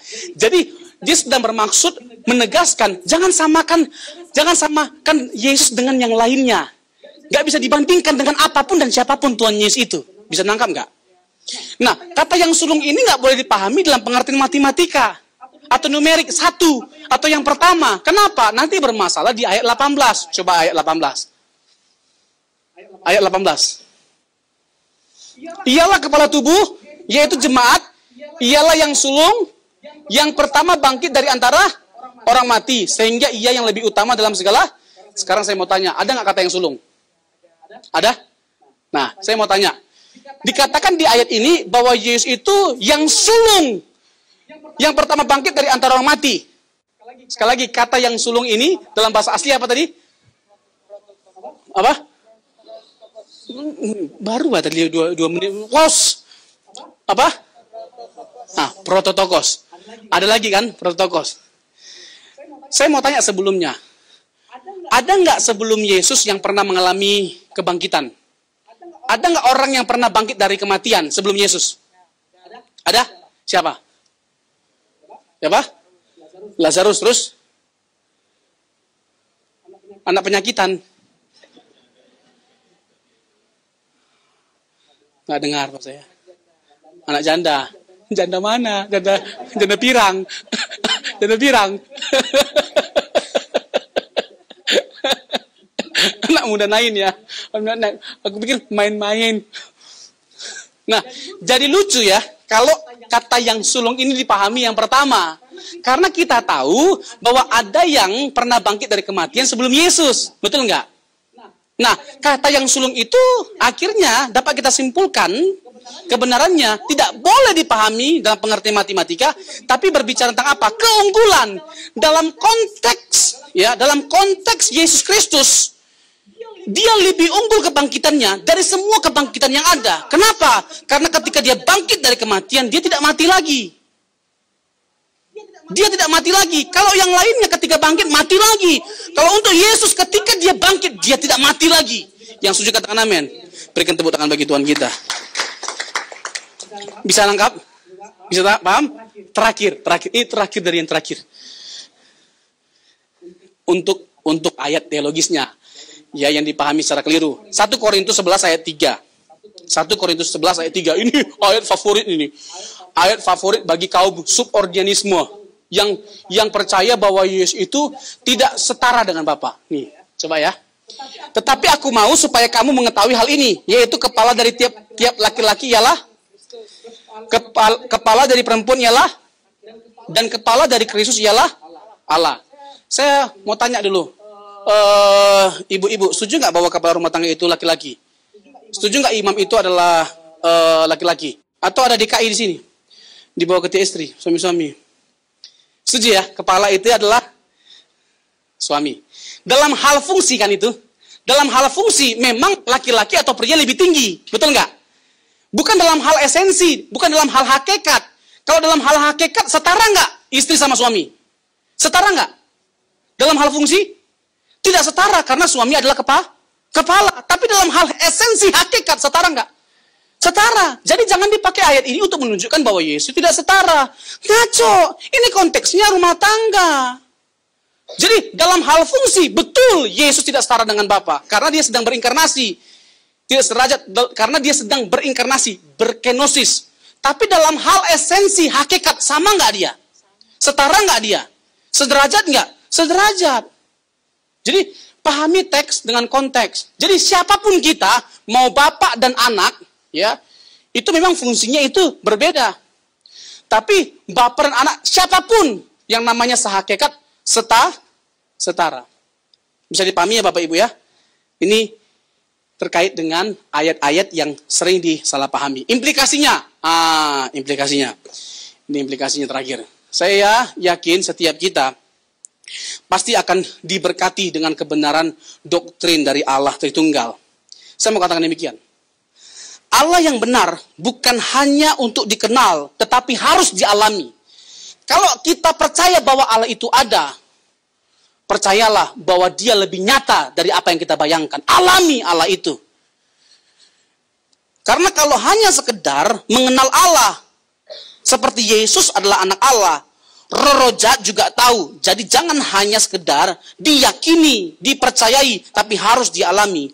Jadi kita harus membuktikan bahwa Allah Tritunggal itu adalah Allah yang benar melalui kehidupan yang kita jalani. Bukan hanya sebuah teori. Menggumuli ajaran yang benar itu adalah sangat penting. Tetapi menghidupi ajaran yang benar itu tidak kalah penting. Karena memiliki ajaran yang benar bukan berarti otomatis hidup kita benar. Itu nggak familiar. Meskipun kalau kita bicara idealnya, kalau kita punya keyakinan yang benar, doktrin yang benar, ajaran yang benar, idealnya kita juga harus punya hidup yang benar. Amin. Tapi nggak otomatis, karena faktanya banyak kita temukan orang yang bisa ajarannya benar, tapi hidupnya nggak benar. Yang ada merasa diri benar, udah ajarannya nggak benar, hidupnya merasa benar, padahal hidupnya juga nggak benar, Pak. Ada nggak orang seperti itu? Oh, banyak, bukan hanya ada, mereka kali. Ini banyak kepahitan kayak ini. Siapa yang pernah dikecewakan? Siapa yang pernah dikecewakan sama pendeta? Oh, banyak juga. Ya, karena memiliki ajaran yang benar bukan berarti otomatis hidup kita benar. Hidup benar itu adalah hasil dari perenungan kita terhadap ajaran yang benar. Terhadap ajaran yang benar. Saya tidak yakin orang bisa hidup benar kalau tidak ada perenungan dalam hidupnya. Saya tidak yakin. Untuk itu harus kita berikan ruang atau waktu untuk kita merenungkan setiap kebenaran yang kita dengarkan. Dan aplikasikan dimulai dari rumah. Praktekkan kasih dan kebenaran itu dimulai dari rumah. Karena nggak ada artinya kita petantang-petenteng di luar sana. Ya, sehebat apapun kita di luar sana. Kalau di rumah kita tidak menunjukkan pertobatan. Orang dekat kita lah orang yang paling tahu. Dan yang pertama mengalami pertobatan yang kita lakukan. Amin? Amin? Iya. Jadi seperti Allah Tritunggal itu berelasi satu dengan yang lainnya. Maka seperti itulah relasi yang harus kita miliki. Allah Tritunggal itu saling mendiami dan saling bersekutu. Di dalam karyanya Allah Tritunggal itu merealisasikannya secara bersama-sama. Jadi dalam Allah Tritunggal itu ada keharmonisan, kesatuan, dan keindahan. Inilah cerminan hidup yang harus kita jalani. Dan yang mewarnai seluruh kehidupan kekristenan kita. Dalam pelayanan banyak perbedaan. Tapi bukan berarti perbedaan itu membuat kita tidak bisa bersatu. Segala sesuatunya bisa dilakukan dengan mudah kalau kita bersama-sama. dan Tritunggal menjadi cerminan yang sempurna bagi setiap kita dalam kita menjalani kehidupan kita secara harmonis dalam kesatuan meskipun kita berbeda-beda. Tuhan Yesus memberkati.